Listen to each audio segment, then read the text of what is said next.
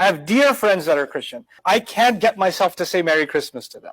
I can't do it. And the reason I can't do it is something in my heart tells me that I cannot be merry about this thing. And then people come to me and say, but you have to live in America. We have to live here. What, do you want us to hate everybody? The Quran teaches us to have the best relations with our Christian neighbors. I've been living in the same America y'all have been. I didn't go to some like Islamic, I went to public school, I went to college, I worked in corporate America, and all that time, I never said Merry Christmas to anybody, and I've never offended anybody. I've actually said, I hope you enjoy your holidays. I hope you have a good time with your family. I pray that you have a blessed time with your family. I can make dua for them.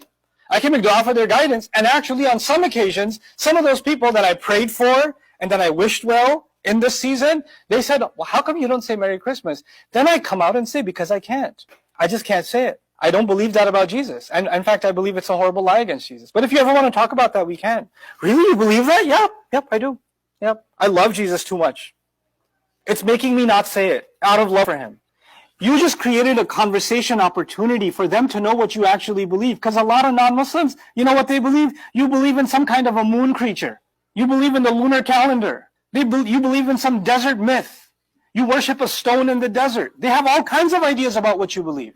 And you're giving them an opportunity to ask a question while not compromising any of your adab. Oh, it's just a mistletoe.